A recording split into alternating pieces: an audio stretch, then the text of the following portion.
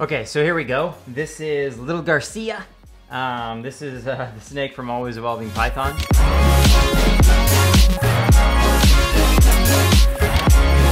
What's going on, everybody? Joel here, Stay 48 Exotics. So I don't know if you all were there for the live feed last night, but we made a pretty big announcement. I don't know what's been going on. We're getting really lucky with people willing to do the show. But if you missed it, Justin Kabelka is going to be on our live stream. It'll be on Adam's channel over at Beach Bums Exotics. Everybody has to get over there and follow his channel. I know he needs to put out more content, but I have a feeling that something pretty cool is going to be coming from him in the real near future. But yeah, so we're going to be doing that on his channel. The Justin interview will be going down there. Yeah, so I hope you guys can show up, have some questions prepped for Justin. I know he's excited to hear from everybody and do his best to answer everything. And if you aren't aware or you're new to this channel, every Wednesday we do we try to do every Wednesday, a live stream where we get to interview a guest from the industry and kind of talk to them about maybe how they got started, any tips or tricks they may have for us people that don't really know that much, like myself. You know, I wouldn't consider myself an expert by any means. I'm just trying to get along here, and a hobby I really enjoy. But it's a great opportunity for people to be engaged and be able to ask questions live, you know, and get hopefully an immediate response. You know, there has been times where a lot of questions are asked and we can't get to everything, but we try to do our best. Whew. Having said all of that, I got a pretty cool package in the mail from Jeremy over at All Time Reptiles. And so I'm gonna open that up and then show y'all what I got. So here we go, Repti Chip. I officially have my Repti Chip shirt. Wow, that's tough to say, Repti Chip shirt. Yeah, great product. Jeremy is a representative for them over at All Time Reptiles. So you all need to get over there. I'll have everybody's links in the description below so that you guys can seamlessly go over and check out their channel. He does some pretty cool stuff. Really nice guy. I implore everybody to go over there and check it out. But now, without further ado, we'll turn this snake channel into some snakes. So I just want to do a couple little updates, had some fresh sheds on some of the hatchlings. Figured I'd just dive in and do that. It's part of that year where I'm like, I don't really know what to show. So I'm now gonna extend this to y'all, you, maybe what you wanna see. I have ball pythons here, I have a reticulated python. I do have a leopard gecko and I do have a boa. But yeah, so let's just do a little quick update on a couple snakes in shed. They look really pretty and I'm really excited about the genes that I have working into the probably 2021 season, so let's do it. Okay, so here we go. This is Little Garcia. This is the snake from Always Evolving Pythons. This is a fire pastel cypress, and she just now shed as of 2 days ago. So she's looking dang near as good as she can look. Yeah, we got some crazy shadowing going on here. You know, it's always hard to try to do this in this room right now. But I did order some new lights. So I'm trying to light up this whole area so it has like some studio lights just right off the bat, you know? But I'm gonna do my best to try to get her unwound just a little bit. So you can kind of check her out a little bit better. So I've talked about the cypress gene quite a bit in the recent, but it's such a cool gene, you know? It's gonna be fundamental in enhancing future projects. I mean, look at the contrast that's developed just from fire, pastel, and cypress. I mean, this animal, this is highlighter yellow almost. And then the blacks are a true black. And that's what I'm really noticing here. You know, when you see the pattern, cypress does its best work in making other genes look better. And that's my favorite kind of gene, you know. I like the subtle genes that have the massive impact on the other genes, and that's what cypress is doing here. I mean, this is just a neon yellow animal with such dark banding. It's crazy. It really is, and that's to do with fire. You know, fire makes the darks darker, and fire does brighten things as well. But yeah, this snake is just, it's stunning. It's so pretty. I love it. You know, the blushed out head, the super blushed out markings along the side here. It's a really gorgeous snake, and I couldn't be happier to have her here. I have some really big plans for her in the near future, you know, as near as it can be. But yeah, here she is, Pastel Fire Cypress from Always Evolving Python. All right, so here we have it. This is my yellow belly clown female. She is ready to take a bite out of me. These hatchlings sure were a when I say these hatchlings sure are feisty from this past clutch this year. She was produced right here at State 48 Exotics. Gotta love that. It's always such a cool thing when you get to produce your own animals. And then you are extremely biased that your animals are the best, as you should be. You know, take pride in what we're doing here.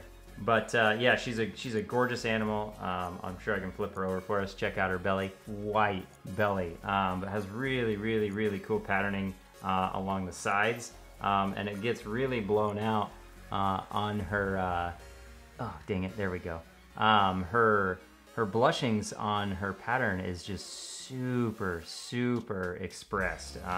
So it's really cool. And then she kind of has a little bit of a ringer right here, because wouldn't you know it, this girl's also 50% het pied. Majority of my pairings this year were my male leopard yellow belly het pied het clown bred pretty much every one of my past clutches that I had. So everything is either a pos het clown or pos het pied for the most part. So pretty excited. That's like primarily my favorite project is the clown pied project. I think it's the two coolest genes out, and it's, you know, why not put them together and have them together. So really excited for this girl. I really think she's going to end up proving out to be het pied.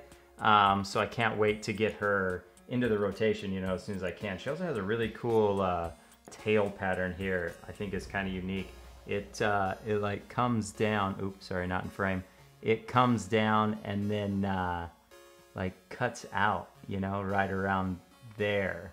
You can kind of see how the back striping comes down for her and then breaks right there. I don't know if you guys can really see that, but yeah, kind of a unique little thing right there. I think that's really cool. Yeah, her tail is really pretty to me. Yeah, she just shed, and I just couldn't be happier with her, so I wanted to show her off. All these hatchlings are putting on some pretty good weight. They eat readily, so you can't ask for more in a ball python, that's for sure, especially a female. But we'll get her put away now that she's looking a little feisty and move right along. All right, so here we go. We have a pied now. Switch some gears. So I showed you a incomplete dominant snake, a clown, which is a recessive, and then now I will show a pied. So, you know, as I had said before, clown pieds are pretty much my favorite project to work with right now, and it's primarily all I'm working towards for the most part. There are some few outliers in there, but it's definitely my end goal for almost every project I have. And this snake right here is going to be one of, hopefully, the animals that help me do that as well. This is a male yellow belly pinstripe leopard pied, and he is stunning. I really like this snake. I really like pinstripes and pieds mixed. It's a really cool combo. The pinstripes, you know, I've said this before, pieds are a lot about layering on the right genes to get the expression that you really want, because obviously pieds, you know, look at this snake, is primarily white, reduces a lot of that pattern. And leopard is probably one of my more favorite genes to be working with in the pied complex, but it's generally very high white. So you really have to kind of mix in your other animals, your other genetics to get the snake, you know, to do what you want it to do, you know, in the case of pied. So like, I really like leopard. So a really good gene to mix that with is pinstripe, because pinstripe's a low white expression. And leopard is a high white expression. So you kind of get the two mixed in there, and if you're, you know, obviously there's still a lot of luck involved. If you're lucky, you can get a medium white pied like this, which is like, this is on the verge, I feel like, of being a medium to high white pied, but this is kind of my favorite pied look right here. I mean, it's a really pretty snake. He has a lot of white, but he also has enough pattern. You see what's going on. And so I'm telling you guys now, and I'm sure I will be beaten to it, but pinstripe clown pieds are going to be incredible. I think they're going to be the best clown pied. And then you layer on these other genes. I don't know if anybody's seen the Orange Dream pinstripe pied, but it doesn't even make sense how orange that animal is. And so, you know, when this snake first hatched out, the oranges just from that yellow belly were just insane. You know, yellow belly and pied go really well together. So I really hope down the road this animal here helps me produce that pinstripe clown pied. And, you know, hopefully leopard and yellow belly are tacked onto that. Because he's an absolute stunner, and he is 50% het pied. You know, like I had mentioned previously in the video, most of my snakes that I produce this year are either pos het pied or pos het clown. So I'm really hoping he proves out. It would be pretty fantastic if he did, because I think there's a lot of potential with this project, and there's still so much yet to be done. I mean, it is a double recessive. It's hard, you know, it's long-term projects for sure. You know, super long-term projects. And then, you know, trying to step into that arena of the triple recessives would be even crazier. But yeah, here he is. He's doing great, and I can't wait to get him up to size. I have strong hopes that he will be up to size by this coming season, you know, to breed, and I can't wait to get him into the lineup. Pretty cool animal, regardless, you know, even if he doesn't prove out to be anything else than what he is. Still so much to do with him, that's for sure. So I think we're at that almost 2K subscriber list. As soon as we hit 2K, we're gonna do a giveaway. And I don't really know what the giveaway is going to be just yet, but I'm sure I'll be posting that video next week if things keep going the way they're going. So be sure to tune in and check that out. And for that, thank you all so much for tuning in. I hope you all have a great evening, night, morning, afternoon, wherever it is, and enjoy yourselves. Take it easy.